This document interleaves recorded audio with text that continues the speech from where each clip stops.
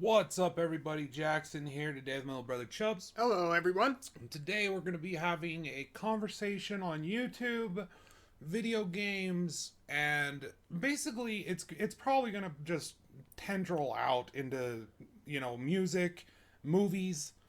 Basically, what this is it's kind of like a crisis of creativity. Me and Chubbs are having a trouble getting as excited to talk about things and feel as passionate about things that are affecting the games industry today than we did, say, even just a year ago, 2 years ago. What it is it's just this fatigue where it's self-created. We kind of worked ourselves into this situation, and it's my fault because this is kind of the direction my channel was going before we started doing it together. Right. And it's just trying to point out the problems that are affecting major release games and causing these what used to be entertaining, often grand epic experiences that go back to some of the fondest memories of our childhood and things like that. Instead of doing that, it just felt like everything kind of melted into a product.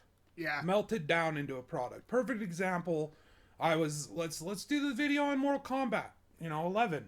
And the horse shit that they've done there, that WB and NetherRealm have pulled with Mortal Kombat 11. The shifty, shady shit that's happening.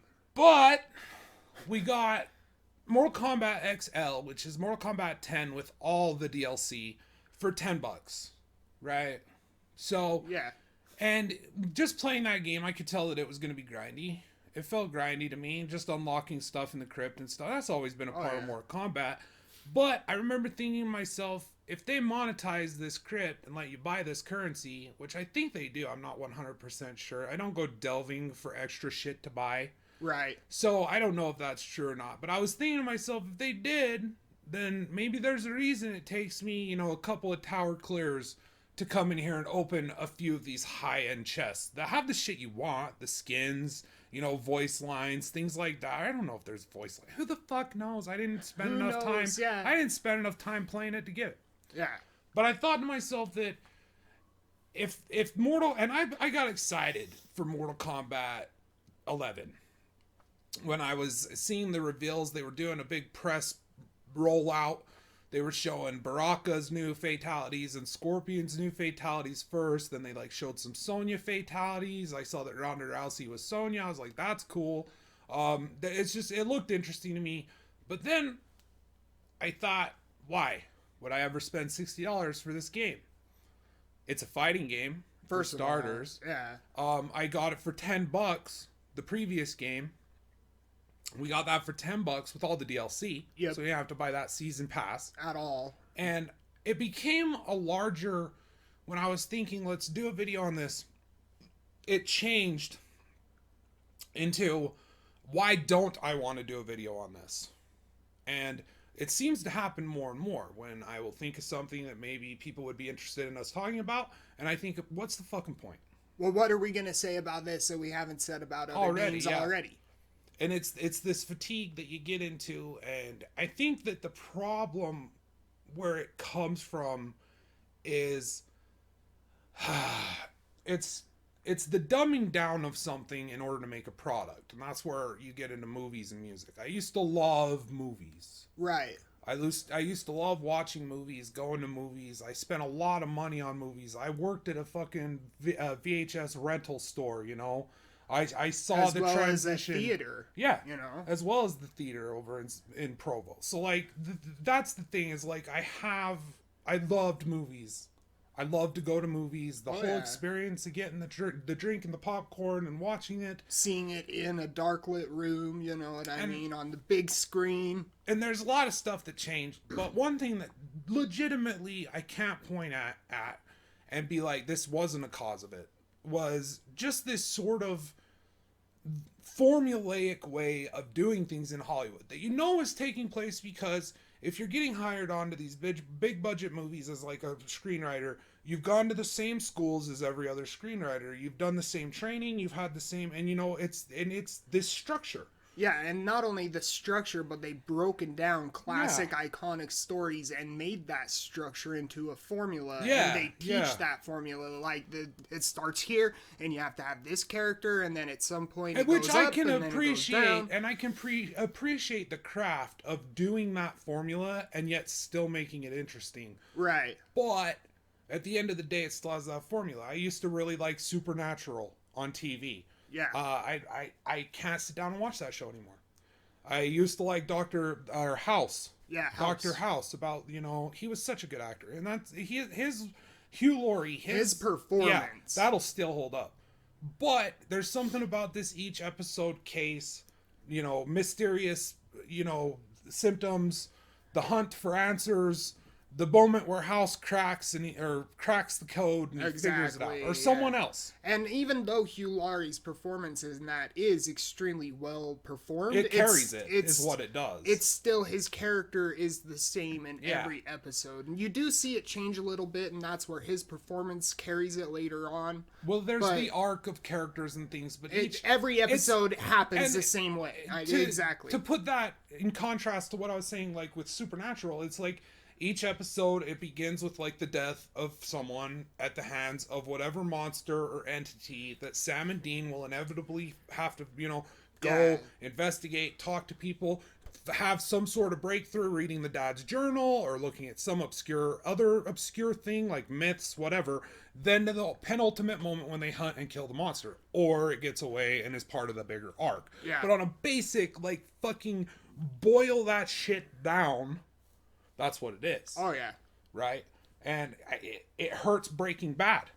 I can't watch Breaking Bad without being absolutely bored through some things that are just there to fit that structure, to fit that formula. I mean, Breaking Bad at least doesn't have that, to where you could break it down to a T. Like, yes. I mean, House is that.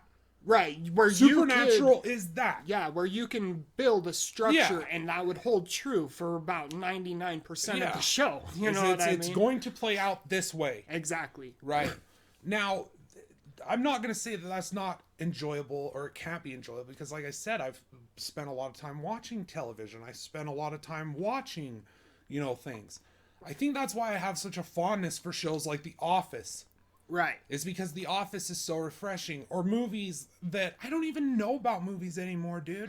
The last good movies I could think of the top of my head that I saw in theater would be one of the Marvel movies. Yeah. Thor Ragnarok. I think that's the last movie we went to. In theater, fact, yeah. In fact.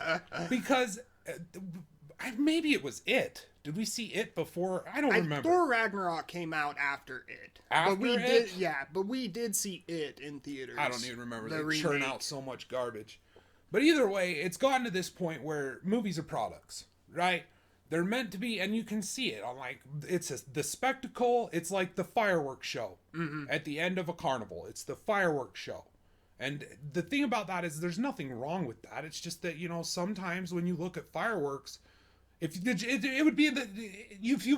people set fireworks off all day, every day, the entire year, and then it came to 4th of July, and people acted like you were an asshole for not being impressed with these fireworks that you see year round all the time. All the time, yeah. You're an asshole. And like, how can you do that? And then like, what if you were to say, well, I'm going to critique these fireworks and talk shit on them? Everyone who loves the fireworks, who are there for the fireworks, they're going to feel like you're just a negative person. Right. When in fact, you might have some fucking valid points. And like, we see fireworks all the time. It's the same fireworks. It's the same colors. Yeah. Like, can't they add new colors? Can't they add a variety of different explosions? Patterns? Especially in this fantasy world where fireworks are blown all the time, because then at that point there would be more inventions of different fireworks. And it's not only that, it's a de-evolution within movies, music, television, video games. Right. It's a de-evolution as well. It's not just that, like, it's always been this good and this is as good as it can get. No, it's been better. Oh, yeah. Like, it can be better. You see it all the time. Like, with a game like Outward. Oh, yeah. Where you see it, like, it could be better. And that game, despite all its problems, all the, bugs and graphical glitches and NPC pathings and, like, the weird bug that we got into when we couldn't get load into the town. Yeah. Right? These weird things. Despite all that, I'll take that fucking unpolished gem. I'll take that coal-encrusted diamond over your fucking sparkly fake glass bullshit 100% of the time. And that's when it gets down to it, is that's what Mortal Kombat is at this point. Mortal Kombat is a fucking product. It's a brand. Oh yeah. They have branded it, they have sold it, they have pimped it out, and now it's got microtransactions. And who would be surprised at that? Like, nobody should be surprised by this. I had this feeling when they were showing off these reveals. Yeah. And they were showing these fucking things that are going to be equipable and how you can customize. Yeah, I remember you bringing that up. They're going to sell those. Yeah, are they going to sell those? And you can make your own build, so they're going to sell shit that's going to change the way your character plays. You know what I mean? When we were watching it, and I was just like, well, we got the XL edition for $10. We'll just wait on this one. Yeah.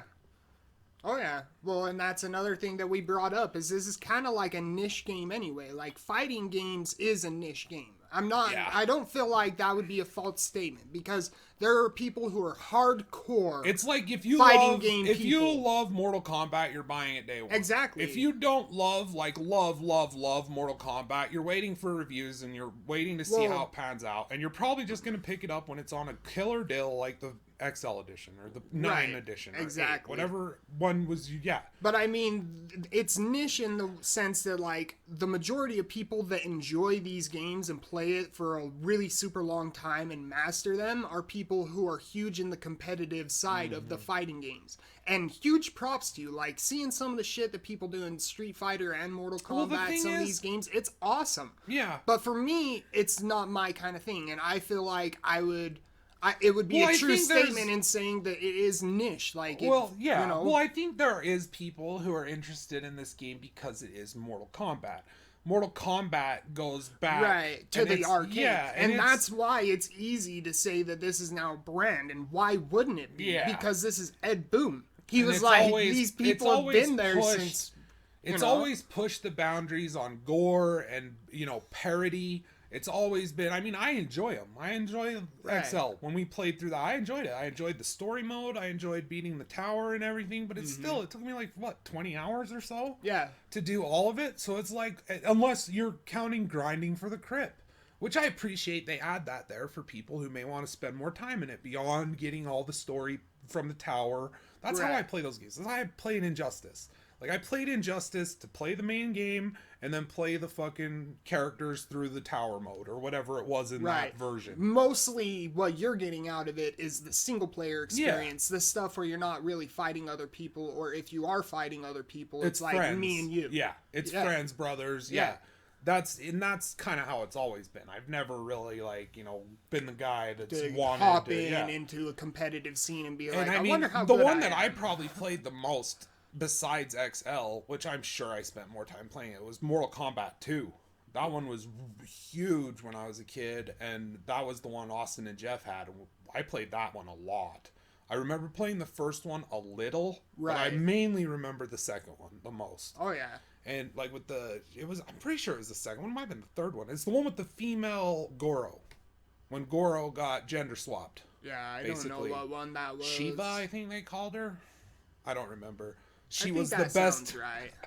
She was the best actress in Mortal Kombat Annihilation, I'll tell you that. Memorable as fuck, the gender swap Goro was. She was glorious! Glorious!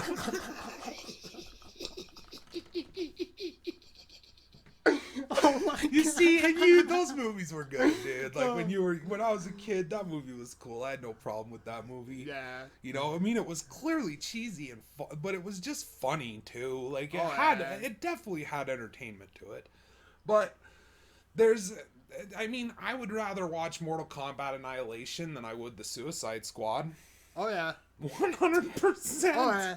Well, because Annihilation... There's that entertainment value that I'm going to get out of that that's just not there in Suicide Squad. Yeah. Suicide Squad is just fucking dumb as fuck, dude. Well, it's because the first movie kind of took itself serious with Mortal Kombat. It kind of took itself serious, so it was campy and jokey, and there were puns, but the overall story was kind of darker, like, I'll steal your soul, and the demon and whatever. Oh, the first one definitely had a more dark tone.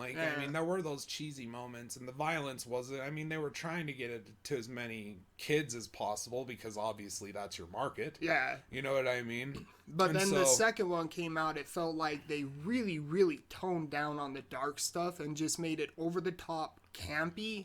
Yeah. Because it's literally kind of like what Evil Dead did. You know, like Evil Dead 1 comes out and it's kind of taking itself serious as a horror movie. And then the second one, they're like, fuck that. Throw it all out the window. We're just making a comedy now. It's all madness. Yeah, like the character at the end, Animality. I can't remember his name. But just how he delivers that line, dude. Oh my god. The wolf. Yeah. What was his name? Something Wolfer.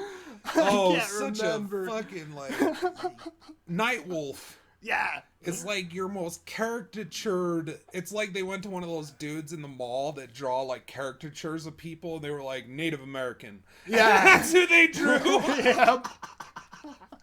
He's got a tomahawk and shit. I mean, that's kind of fighting games though. Yeah. Like this Street Fighter's like that too, where it's like, you know, very culturally like stereotype. Right. Well, it's kind of like how the wrestling league was, you know, like anybody who was different in color were kind of stuck to their racist stereotypes. Oh, yeah. You know what I mean? Especially in the wrestling where it was like you created a backstory for this character. Yeah. You were either the good guy or the bad guy, and every week we'll pit the good guy versus the bad guy, and something will happen that'll carry on to the next show. Yeah, stereotypes took a long time to die. I feel like we're doing a pretty good job of getting rid of them. Yeah. Oh, yeah. But, you know, there's a difference between writing more sensibly and, like... The point is that I think that with that, on that aspect, I think that the problem is that no one wants to write a good character. Yes. They want to write a good black character. They want to write a good white character. They want to write intentionally with that in mind. That's that personality thing. That's not like all black people aren't the same. All white people aren't the same. Yeah, you know, every color different. of the rainbow in between. Everybody's different. You can be radically, and I'm not saying that doesn't affect the person you are at all. I'm not trying to take that away from anybody. I'm saying you can't say I'm going to write a good black character because that in of itself is you. That's going to lead to you searching for a stereotype. Because you're going to be like, well, what are black with people that like? In mind. What is this? Exactly. And that's the dumb thing. Just write a good character. You want him to be black, then that's when you decide. Yeah, you want him to be gay, lesbian, whatever, then that's the moment to introduce that. Because that, you know what's a great fucking example of that I've been wanting to talk about forever is Glow. Glow is such a good show. Oh, yeah. Glow doesn't shove. It touches on all of these things that people are constantly just trying to shove in your face and talk about and deal with, but it does it in such a natural, low-key, realistic way that you're able to see it and be like, man, that's fucked up. Oh, yeah. That's fucked up.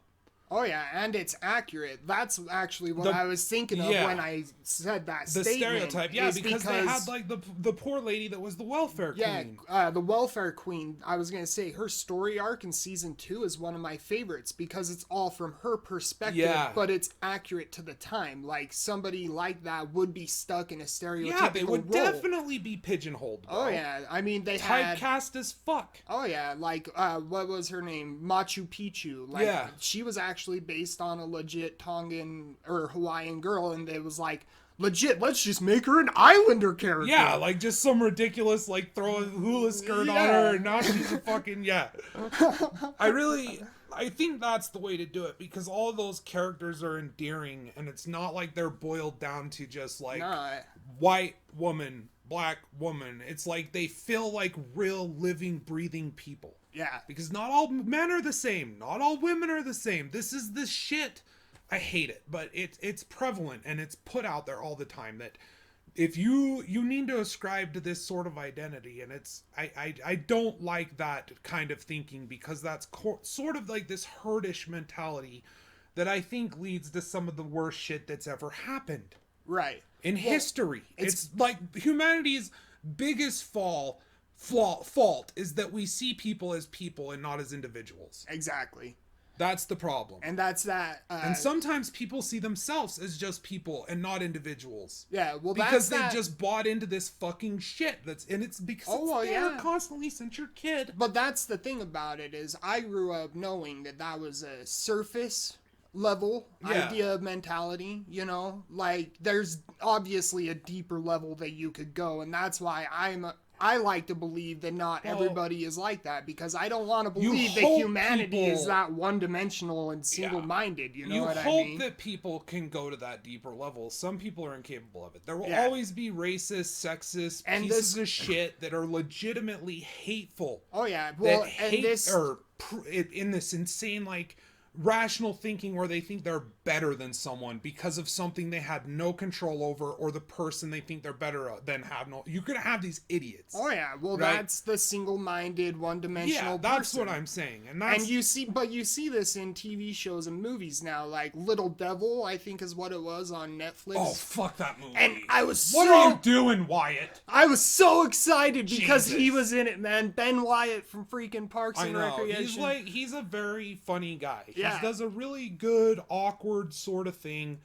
But a perfect example of a one-dimensional, single-minded character is the lesbian friend of his that works with him. Yeah, perfect example. Like, her whole deal was she was just a lesbian was like a dude. I'm just gonna say things that a lesbian like, she's just say. Like a bro. She was like a bro. A bro, man. But I'm a lesbian, and it's like, and it was and that's like, my shtick. That's what makes it so funny. Yes, do you get it? Because you don't give her any character. You give her nothing. It's just, this is this character. And it's shoved down your throat. Yeah.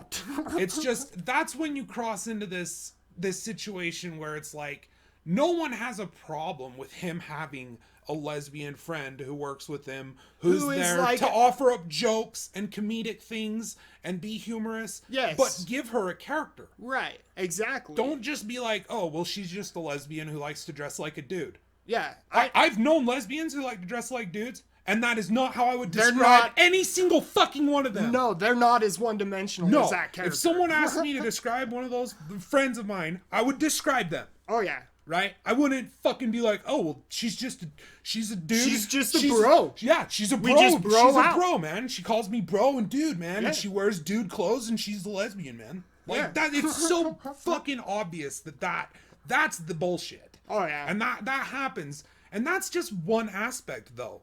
On an overall scale, when you look at like the new fucking Star Wars, Return of the Jedi not Return of the Jedi. The Last Jedi. The Fall of the Jedi is what the fucking pretentious cunt should have named it. I'm just going to throw that out there. Just call it the Fall of the Jedi, the death of the Jedi, the murder of the Jedi. Call it the death of this trilogy. The assassination of the Jedi by Ryan fucking Johnson. There you go. That's a better title crawl, fucker. Anyway, you look at that and it's like, there's these forced politics from like a very... I mean, obviously, I'm not going to break this into like capitalism, socialism, whatever. I'm not going to do that. I'm not going to say that had a very anti-capitalist message, which is ironic as fuck. And I know many people have pointed this out. Yeah, I know many people pointed this out, but it's super ironic that Disney's going to give people lessons on how bad capitalism. I find it just as fucking humorous when fat-ass bitch boy Jim Sterling tries to do it. That's really funny that Jim, who has all the benefits, is the beneficiary directly of capitalism, is gonna then talk shit on capitalism. But that's okay, whatever. Yeah. You know, whatever. Mm-hmm. So, I mean, I don't know why he moved here. Yeah. Like, I mean, you're entitled... If it's so shitty here, if it's the worst system in the world here... Exactly. And all these things that he fucking touts, why'd you move here? Oh, yeah. Anyway, that pisses me off. He's perfectly entitled. I lost a lot of respect for him when he was... Dude, don't do it. It doesn't belong. Right? I'm not here putting out a pro-capitalist agenda. I'm not saying that. I'll have a discussion about it. All I'm putting out there is you're talking shit on something and then being a beneficiary of it and taking advantage of the place where it's most prevalent. Yep. All right? So that's all I'm going to say about that. But either way, when you get into that sort of thing and like that's... Bringing it back to Disney, it's like you owe a third of the you are monopolizing Hollywood. You own 1/3 of goddamn Hollywood. 1/3 of everything that is ran in Hollywood is owned by goddamn Mickey Mouse. Through the marvel of capitalism. Yep. Because it all took place here, under where capitalism is, and people will say that's bad because capitalism allowed that to happen. I just... I don't know. I don't want to argue that shit. I think it's the most wasteful shit to argue. And I definitely don't think you need to be bringing it up when you're... I mean, obviously we are right now. Oh, yeah. So I'm super hypocritical by saying this. Well, but the thing when about you're talking about videos, video games, or movies, or anything like that, you're talking about escapist media. Exactly. Right? At the end of the day. Like, that's what video games are. Video games are about escaping the mundane, often infuriating reality of our everyday existence on this fucking earth, right? That's what you play games. That's why you go to movies. You will go to a movie to be entertained for a couple hours and forget that you're gonna fucking die someday, right? That's what these forms of media are. Books, fantasy books. I mean, you want to talk religious texts. That's what it's all there for. Oh, yeah. Right? It's all a fucking distraction to distract ourselves from this very, if you break it down, ugly reality. Oh, yeah. Okay? So when you start to induce that shit into the escapist, it doesn't feel like I'm escaping anymore. Right? We go to see like Star Wars, we didn't go see it in theaters, but when we watch it... Real quick, I just want to bring this up. The thing with Star Wars and about it is I'm not against having like a well thought out, meaningful like story or message about something happening in the real world. I mean, we see movies do it all the time. You know what I mean? But the biggest issue is when it's so single-minded and one-dimensional, it makes me think, oh, that's just there to teach the audience something. That's not there to like help with the story or like be a clever way of the audience to kind of think about it in their own way. You know what I mean? Like, I'm not against an anti-capitalist message in Star Wars. I'm just against the way that they did it. Because there is problems with capitalism the same way that there are good things with capitalism. But to do it in a clever way that, like, makes you really think about it, like, oh, wow, that, they make a good point with that. And it was done throughout the confines of the story. Because there are problems with every system. Because every system is... This is my overall view. Every system is ran by man. Man is fucked up and imperfect. Man is greedy. Man wants power. Especially when man obtains power. Man wants more money when he could have the world, but he wants more. Right. That's man. Yeah. That is us. Oh, yeah.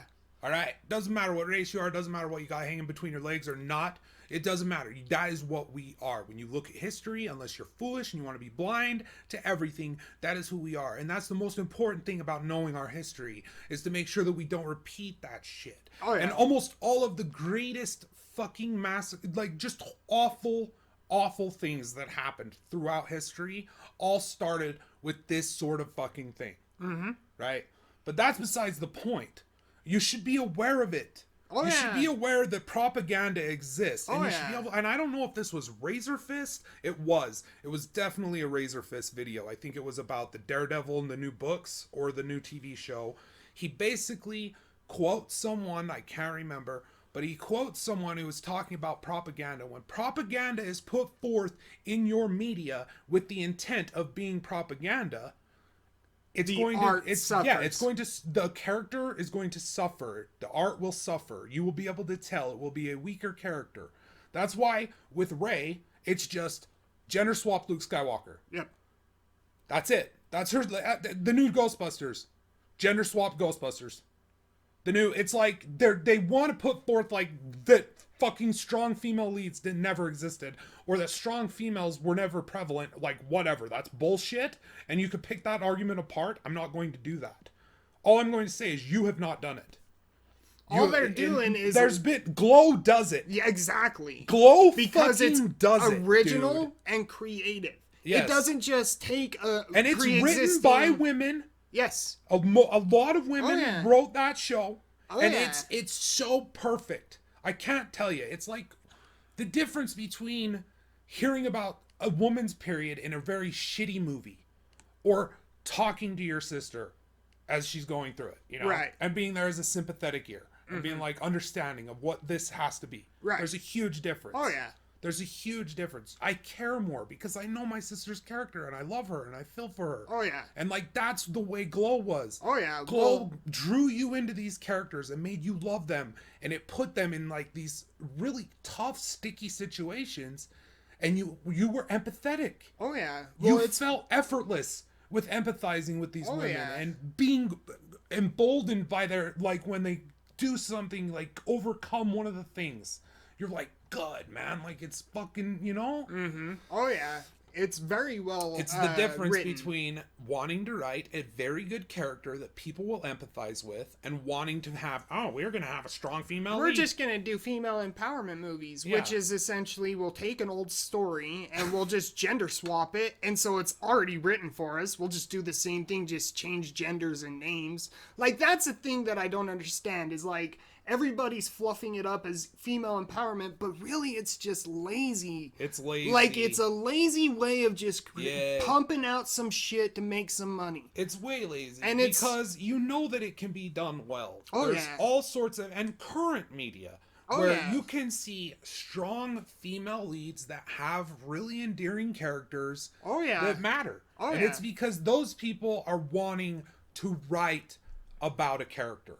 They want a character that you care about. They want to write a character that you give a shit. They care about this character, and because of that, they're going to have the audience care about the character. You know what I mean? To me, it's no different than, like, you know those old teen movies, like, what's a good example? Old teen movies? Not, oh my god, what was the one with Ethan Embry and, what's her name? Chick from Know What You Did Last Summer.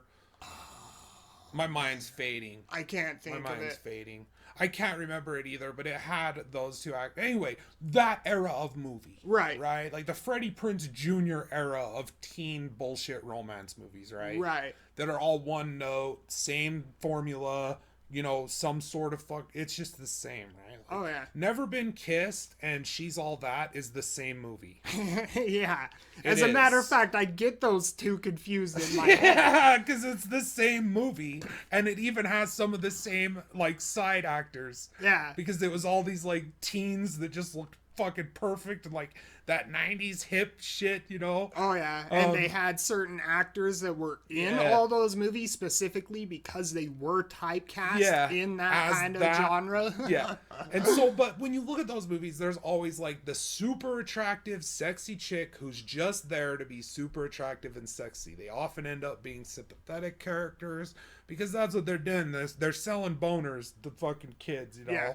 The idea of this, you know, gorgeous girl at school is she might be sensitive, she might care, you know, she might, you know, and it's not, like, hardly ever is that true. Yeah. You know, it's usually the laid back chicks who are the ones that are, you know. Oh, yeah. Either way, what I'm saying is that character, I find that one note. I do. Like, that's just one note. Yeah, it's she's there to be sexy, she's there to sell boners. I find this new way of, like, this female empowerment to be just as one note as that. Give us a character we care about. And if you do it correct, I'm telling you, Glow, go out. We've been wanting to do a video. We've watched that through like 4 times. Oh, yeah. And it was we gave it a try at the word of my little sister. And we gave it a try and we were like, damn, this is good. Way good. This is so good. And I think we tore up season 1 within like a day, and then we watched season 1 and season 2 again when it season 2 dropped. Then we watched it with Lisa when she came to visit. It's like, and that's one that I'm anticipating. That's one I've been wanting to do. Season. But so basically, what this video, circling back around to the intro to all you dudes that are still here who fucking love our channel for whatever reason, but thank you guys for being here. Circling back to that, it's this point where, with our channel, we're trying to decide what we're doing, and it's hard because I don't want to just talk about the controversy of the day. That's the same controversy that's already happened before, and it's the same shit. And at a certain point, I'm getting so sick of seeing people freak out about things when it's just like, I don't understand how they have the energy. I don't know how Angry Joe has the energy anymore to get mad. Like, at all. Yeah. Like, I don't know how he has the energy to give a shit. I just can't even care anymore, dude. Like, when it happens, I'm not even mad. I'm just like, well, of course. Well, duh. Yeah, when I found out this shit about Mortal Kombat 11, I was just like, yeah. Okay. You know, and I've seen this same old fucking horse shit that I do every time. Was this WB? Was it NetherRealm Studios? Well, clearly it wasn't WB because they had a fucking hand in The Witcher 3 and nothing fucking like that happened there, so... Yeah, exactly. I'm sick of this fucking, like, these poor developers are being pulled along. Yeah. Like, who is against this? Their fucking will. Is it the devs or their masters, the publishers? I'm not saying that there's not people who work at these companies are passionate and love what they're doing. I'm saying everyone in charge that's making these decisions, they don't care. It doesn't matter where they're from. These decisions are being made. They could fight them. It's like Activision released Sekiro. How many loot boxes and in-game currencies? How many microtransactions? Anything? Anything like that? No. In Sekiro? Okay. No? Cool. Weird. It's almost like people who do jobs with Activision have control over what they decide to do, right? Oh, yeah. But no, they'll just leverage more control over games or studios like Infinity Ward and all this. It's like, well, then don't work for Infinity Ward. Go work for fucking From Software. Yep. Go find a From Software to work for. Start your own. Yep. Oh, yeah. Because that's the only thing that's going to change all of this. Oh, yeah. And that's another thing that's funny is, like, Ed Boon's out there like, we will not rest until we get this right. Well, yeah, of course you're going to say that. You know what I mean? It doesn't matter now that the game's dropped. The shit's in there. People are going to buy them. People have already bought it, and you're already scooping up your first wave of fish. And then you'll tune it down. Fish. You'll tune it down. You'll like make it less. Yeah, but you'll make it less egregious, and you'll come around enough that people will be like, they fixed it. It's just like Anthem. Yep. It's just like Anthem. Anthem came out bad on purpose. I'm convinced. Like, I'm still convinced that it came out bad on purpose. And it's there to scoop up all the fish that are going to spend hours grinding and eventually feel okay with throwing them fucking, 50, 60, 70, 80, 90, however much money people have to piss away down the fucking toilet nowadays. Buying digital fucking items. And that's the thing, is it's the same thing Can over I just and over say again. that people, this is another thing. It's disheartening on YouTube to have Googled, loot box openings for Black Ops 4 just for an example to point out in a video, only to have my front page spammed with that. But I subscribe to Red Letter Media. I subscribe to and ring the bell. Yeah. Subscribe and ring the bell, because you gotta ring the bell for the notifications. I subscribe to Mauler. Yeah. I subscribe to a lot of very, well thought out, constructed channels, and I don't see any of those. But you know what I see for weeks and months after I fucking did one fucking click on a loot box video? All I see are loot box opening on my fucking front page. Oh, yeah.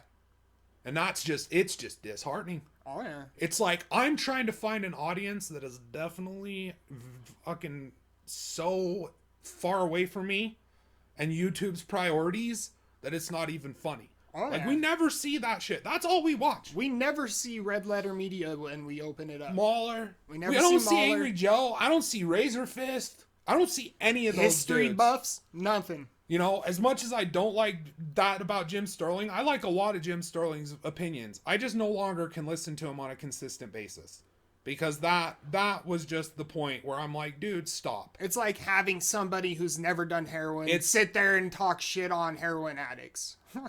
It's not even that. It's someone it's someone who knows the problem and who's blinding himself to it. The problem with the dude who's able to sell heroin isn't the dude who's selling heroin. It's the junkies that are buying it. Yes. All right? That's a good point. And to say that the junkies that are fucking buying it are completely out of blame, they don't have any responsibility, they shouldn't be held culpable at all. Right. And really, it's all that guy's fault. Leroy fucking Brown did it, It's him. Was it Leroy Brown in fucking New Jack City? Whoever Wesley Snipes' name was, and it's something like that. It was. I can't remember. It's been years since I've been a seen long that. But time, it's like, it's that mentality. It's like, it's all his fault. It's not the junkie's fault. Even though in that movie, they show, Dave Chappelle's character get clean and eventually, start to get better. Yeah. And he did it by himself. They helped him. People helped him. I'm not saying you could do it completely. You're always going to have help if you look for it. There's help. There's people who will help you. At a certain point, you have to say that a junkie is a junkie because a junkie wants to be a fucking junkie. Right? And you can say that it's the dealer, it's their fault, it should all be on them. All they're doing is providing a customer with a wanted product. Yep. All right? I'm not saying that heroin should be legal. I'm saying as in comparison to loot boxes. Right? The history of humans is there. If people want to do it, they're going to do it. Jim Sterling will do these little side slaps, these little backhands to those people that are spending lots of money. He calls them the whales and blah blah blah blah blah. But he alleviates all of that when he says it's all Bobby Kotick. This is his fault. It's his fault there's loot boxes in video games. It's his fault people are getting fired. It's his fault, that there's these expected projections. No, it's the junkies' fault. It's the junkies who threw money at this company into the millions and millions of dollars and inflated those projections. Oh, yeah. It's these junkies that fucking watched every stream, paid for all the esports merch, bought all the esports skins in game, loved that shit, that inflated that and then stopped watching it. Once they stopped watching it, they had all these people working for them that they all of a sudden really didn't need anymore because this isn't that viable of a market anymore because the market has stepped away. Yeah. Right? We're losing money on this. Yes. We used to be making when the people cared, but now what are we doing? So you know that this. If you don't, you're a damn fool. And I don't think Jim's is fool. And that's what I hate. I can deal with stupidity and ignorance, but I can't deal with hypocrisy. Yes. Well, specifically known ignorance in a way. What the problem is, dude, and you're silent. You're pointing the finger in other places, and you have an audience of people who will believe this. Oh, Look at the comments. It's all you see. It's all you see. Mm-hmm. It's all about this, and it's all crunch time, and there's this huge thing on employees. I'm like, dude, if they can leave for 3 months and get paid leave for, a breakdown, that doesn't seem like that's a very bad place to work. At all. You know what I mean? If they get money when they're fired, severance package, healthcare benefits continued, and employment placement coaching, I don't think that's really a bad place to work, man. Nope. As a matter of fact, that's a good place, and they're taking care of you. So it's this, I don't know. The way I look at it is, at the end of the day, we struggle to work up even the give a shit to make a video about these things, because at the end of the day, it's constantly felt fruitless. Not just fruitless, but it feels like Groundhog Day in a way, where it's a different company, different people, different game, but it's the same story. It's the same old shit. I'm not just talking about how it releases and how it's lackluster, lazy, and how they really didn't have much of a creative view for it, they didn't have vision for it. I'm not just talking about that, but I'm talking about the aftermath after the game's released. You've got Ed Boon out there being like, oh, we're gonna fix this, and you've got all this fucking PR spin of talking about it. You've got the fucking outrage on the other side of the aisle with fucking Joe's Rant, where people are fucking outraged and pissed off, and it's just it's the same thing over and over and over again. Yo. And you know what they say about insanity? Is it breeds insanity? Well, is that not what they say? They say it's doing the same thing over and over again and expecting a different result. Uh-oh. Which... Well, it does too also breed insanity. Yeah. Madness breeds madness. That's what I think we've seen with it. Mm-hmm. And the outrage, I don't blame people. I don't either. I think that if it's a legitimate battle you want to pick, if you bought Mortal Kombat X11 because you genuinely thought it was going to be something it wasn't going to be, you should make a video on it. Oh, yeah. You should. Because you're passionate about the game. You should have problems with it. What I'm saying is if you bought Mortal Kombat 11 after seeing the way this industry has morphed and shifted and changed itself and kind of become this new way of delivering games in this lifestyle fashion where Battlefront 2, you have to grind to unlock heroes when it drops. Mortal Kombat 11, you gotta grind to get fucking gear so you can do the higher level difficulty towers. The crypt is all RNG and based. It's bullshit. It's all bullshit. It's there because they've tied the progression of these games up with monetary value. That's why they've done it. They want you to buy it. So they want you to buy skill points in Assassin's Creed Origins. That's why you feel like you don't get any, They want you to buy orcs and weapons and shit in Shadow of War. That's why you feel that third act is just wow, I'm just grinding. What the fuck? Yep. pointless grinding. It's built with that system in mind. Like, for a pay-to-win system that then they took out, so then it feels like a free-to-play grind. It's this targeted way of doing things, and you knew all this, and you knew that Mortal Kombat 11 was going to have these things, and you didn't wait for a review, and you make a video. All I have to say, are you going to buy the next one? Did you buy Anthem and make a video on Anthem too? Did you buy, like, at what point do people start to see that what's happening is never going to stop if it's profitable? Mm-hmm. It's not going to stop.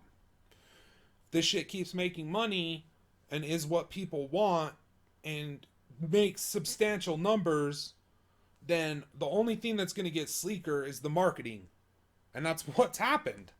Oh, yeah. That's what's happened. Oh, yeah. Like, think of the last, like, big 10 most disappointing games you played and then go look at their marketing. It's slick as fuck. Oh, yeah. Like, a good game doesn't have to convince you it's cool. It just does it. Oh, yeah. It just shows you what is in there. It just does it. Yeah. And that's another thing, is these marketing techniques that are like live action ads for Anthem, where it's like, oh, this is badass, fucking high octane guns. Destiny had live action ad. Yeah. And then you get in the game and it's like, so that ad literally had nothing to do with the story, the gameplay, the game. It was fucking pointless. They're selling the cool to people who are dumb enough to buy the cool. Yep.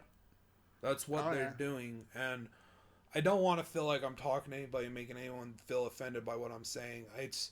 That's another reason, is like sometimes I get really worried. And I think people understand though, because ads like that are everywhere. Like, there's ads for cars and yogurt where it's like, gotta have some shtick. Let's get a funny robot in here to sell some fucking phones. It's like this new trend of every like old, outdated, really shitty country singer now does fucking nationwide commercials. Yeah, for nationwide is on your side. On your side.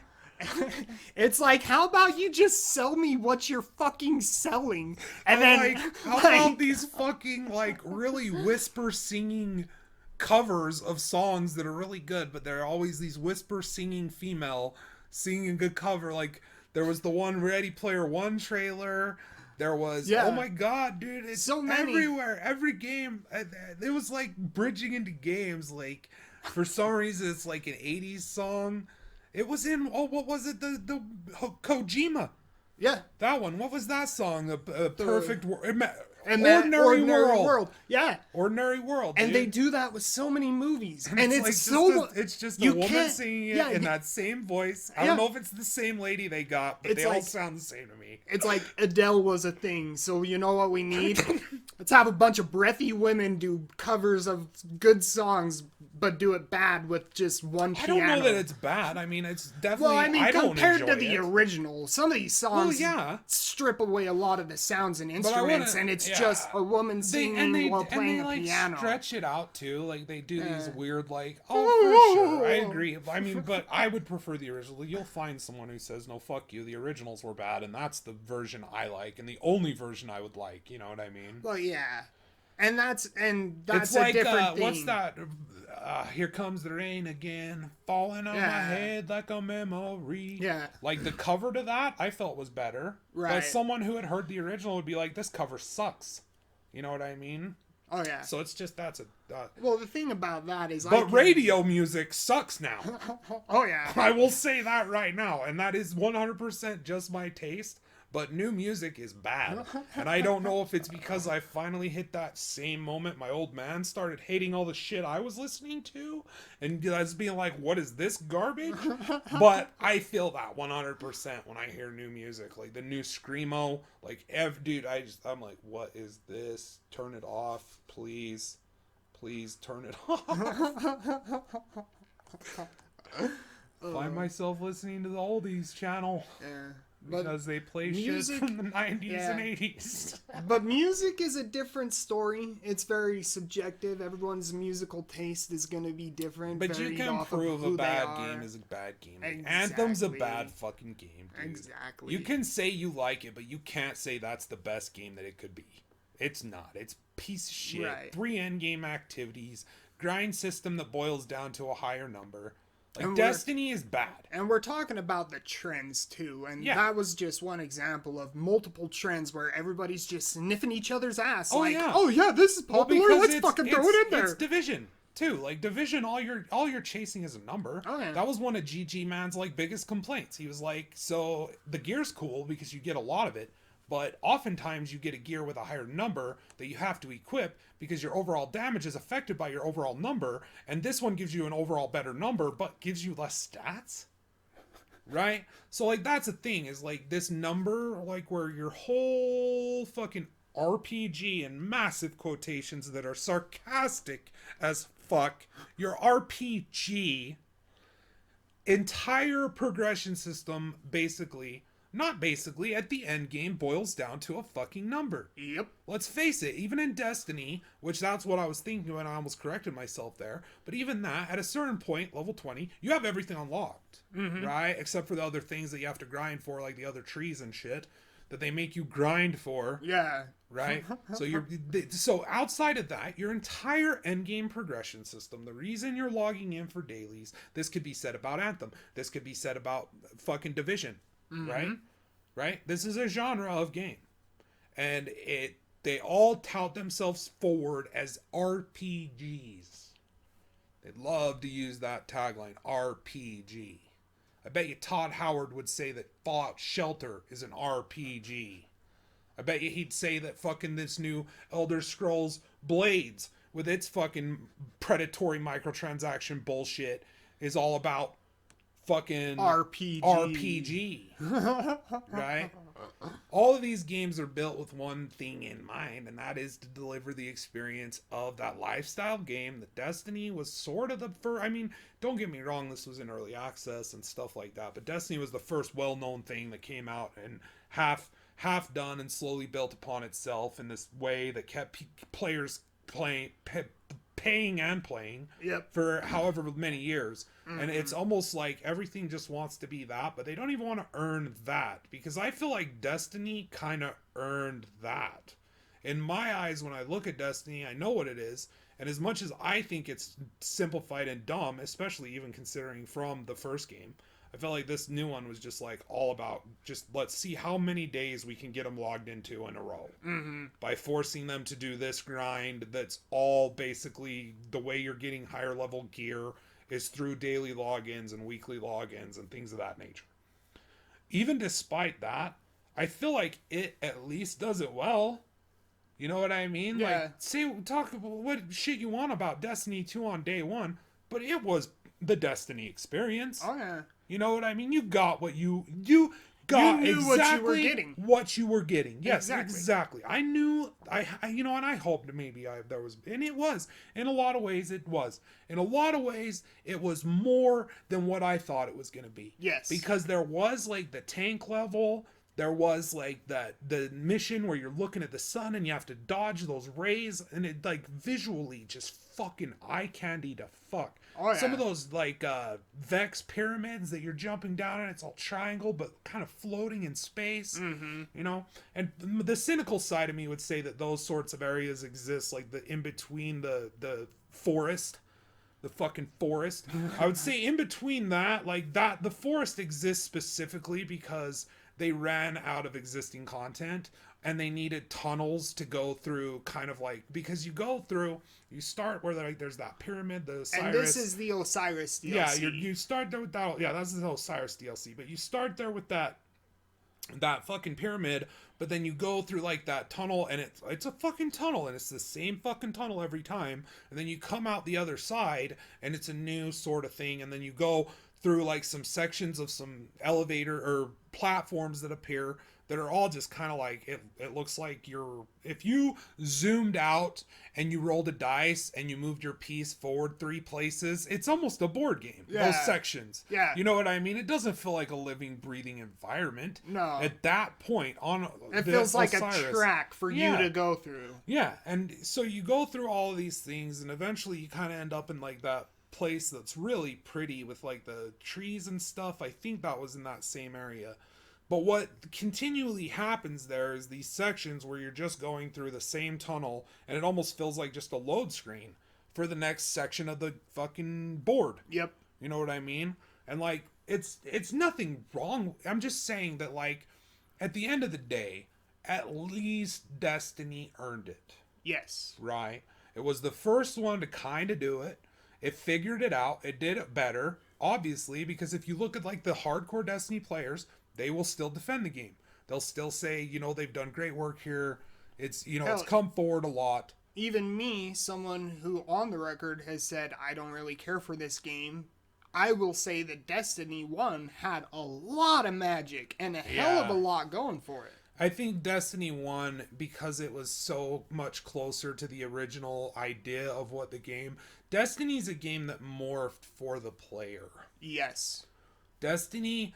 They saw that some of the biggest news stories and the biggest things players were talking about were things like the loot cave, where you could just sit in one spot and shoot the same mobs repeatedly in order to better get higher level gear. And so they immediately, instead of focusing on the magic, expanding the experience, which they did, but I don't think it was them. I think it was more close to the original vision at that point. Like, Vault of Glass expands, you know. The Crota's End. Let's just talk about... Yeah, that's where the focus went. Yeah. It turned it into that, to the point where they brought over devs from Diablo 3 and Blizzard to help them kind of figure out a way to do this. Right? And so that was the focus. That's why in Destiny 2, you're doing endgame grind just to hit max level. Okay. It's sending you out to do patrols and things which were optional stuff. Like, just felt like, oh, here's some sidetracks, you know? In the first one, and the story is disconnected from the player. You're disconnected from the main story. All you are is you're in this mix, which Anthem does too, where you're just running through a corridor or going to a big open place that will probably look visually impressive and have a shootout with some enemies that'll probably drop some loot that you don't need that'll end up being turned into materials of some sort because they want to get you hooked on the idea of having currency so they can eventually get you to turn your real dollars into bullshit dollars because that's part of the mindfuck. But it's the same, like, just droning, boring, like, samey bullshit thing that you saw from, like, the original Borderlands, where you're just hearing some exposition about what you're doing. And in Borderlands 1, it's more, there's actually text to read. In Borderlands 2 as well, you know, there's text to read. It's kind of like, wow, in that story aspect. In it, yeah. But in these, it's like, usually it's just, okay, we're here, we're doing this, like, blah, blah, blah, blah, blah. And, like, Ikora will say something, and then, like, someone else will say something, and you will know what you have to do. But what you have to do is you have to go from point A through a corridor to point B, shoot some shit, go from B into another room, you know, through a corridor into room C, shoot a bunch of shit in room C, and then maybe the room extends and it's a little bit of a corridor. But the functionality of every strike, every mission, everything plays out the same, you know? And I remember this was one thing that made me one of the things I had heard about Destiny, about the Taken King that people praised, were these missions that introduced you to your class. And I'm like, that's basic beginning mission. Yeah. That should happen the second you pick a Titan.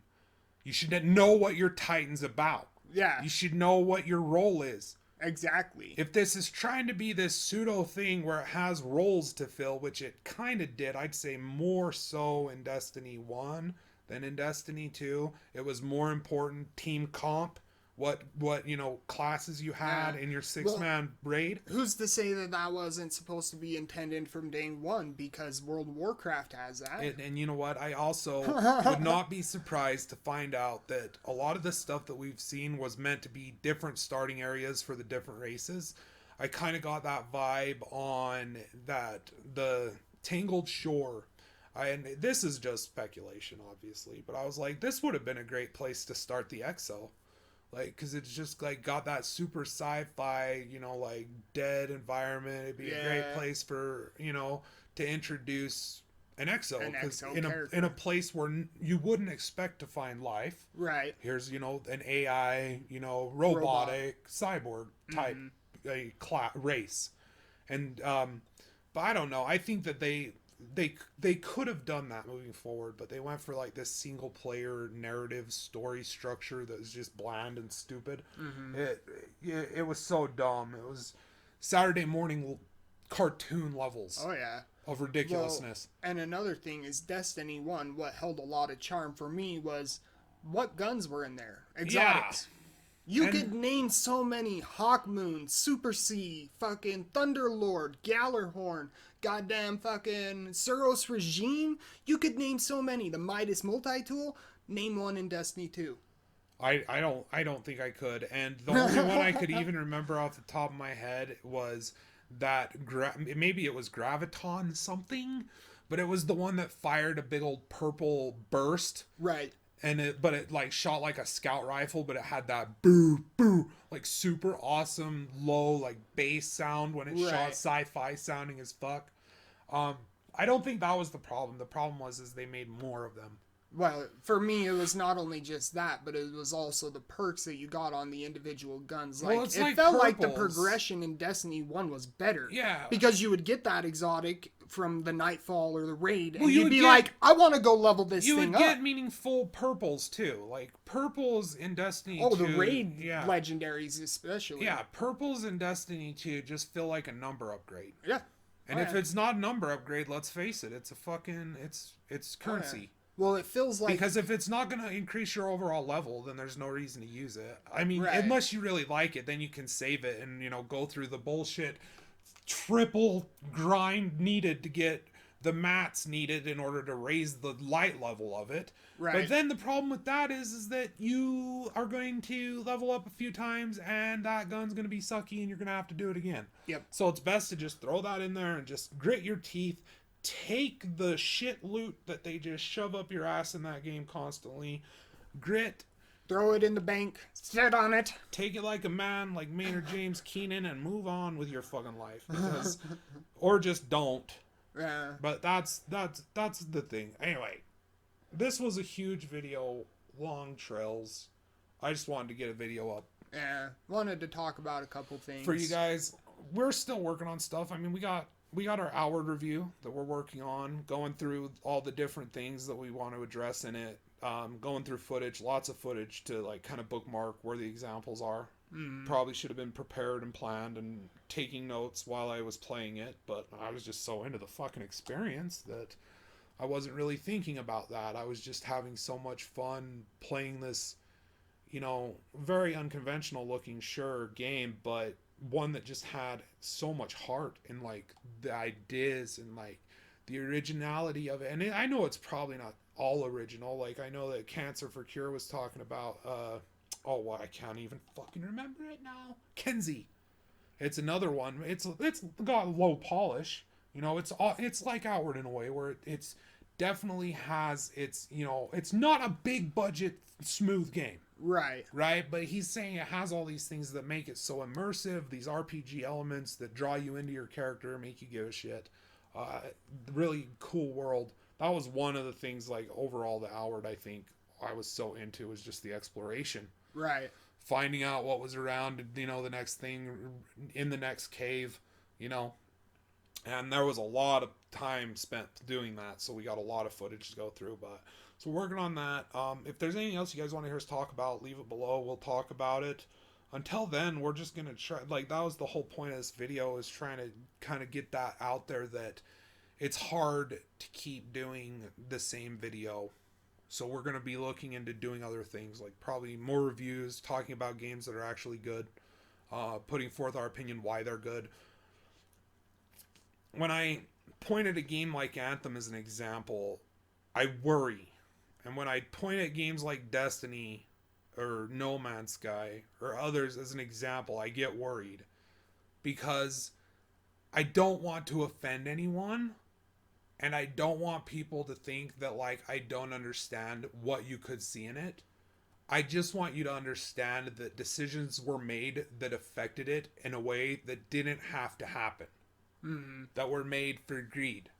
And made for, decisions that had nothing to do with the creativity of the world you were building. It's like, if anything, that was compromised and sacrificed in order to make way for the greedy decision. Yep.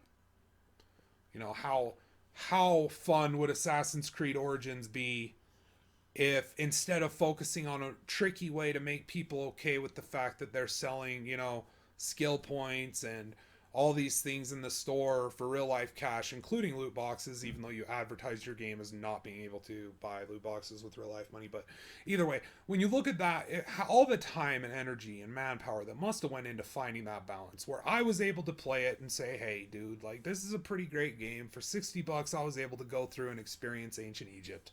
Right. And as much like historical accuracy that we have nowadays, and as someone who will never make it to Egypt in this lifetime, someone who will never have that experience of being able to see that ancient thing, like that little bit of a mimic of a, you know, like that was worth it to me. Oh yeah. And I'm able to say that even though I know that the progression was slowed down, that my ability to earn experience and gold organically in this game was compromised and hindered by the decision to sell skill points and loot boxes. Right? Like that's why that happened.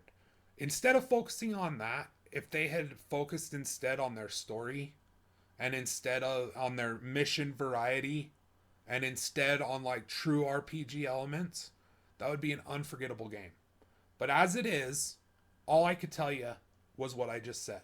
Yep. It was cool to see Egypt. Mm-hmm. It was cool to do that and experience Egypt in that way and climb those towers and explore the pyramids. And the whole sci-fi thing they had going with the ancient alien shit, that was interesting. Super cool. You know, seeing those big 3D holographic, you know, like rooms and shit. And after you've crawled through like this dirt tunnel into this pyramid, you know, all that was really cool. But Bayek's story was forgettable. The side missions were memorable because it was all the same thing. Pick this fucker up and carry him. Yep. Summed up in a sentence. All the side activities could be named in one hand. Towers, a few elephant kills. It was basically outposts. The Magi. Yeah, outposts. So towers, Magi. You know, it's just like these things that you see on the mini-map that's just something to go to and complete and cross off your list. Yeah. It's that Far Cry, you know, like... I don't think they were Magi. They were like the higher echelon, like super badass captains or whatever. But it's the same thing. They would just roam the map and you would go hunt them down. Yeah. So that's our point. And, you know, like, if Sean Murray spent more time working on the game and hiring people instead of, you know, spending all that time and energy lying about his product, you know, lying about it. I don't care if he made it into that. It was a lie. It was not that when he sold it. Yeah. And that is what he said it would be when he sold it. Yep. Never uttered were the words early access. Never uttered were the words developmental roadmap. At least Anthem gave you that. Yeah. They had a developmental roadmap, I think, before the goddamn fucking game released. Yep. They were on top of that shit. Like, that's like we know. Oh, yeah. We know. Yeah. We fucked up. There's no illusions. This is garbage. This game's still in development. You paid $60 for early access. Ha ha ha. Stay and buy loot boxes, please. Yep. Anyway, that's it for us, Jax Chubbz. Till next time, stay awesome, everybody. Stay safe. And if you think of anything you'd like to hear us talk about, we will talk about it. Because that is the thing. Like, you guys are who we want to talk to. Specifically, you that are here at an hour and like 8 minutes in. Because you're here, because you love us, you love listening to us. I know there's only a couple dozen of you. I fucking love every single one of you. Till next time, keep kicking ass, stay awesome, stay safe. Take care.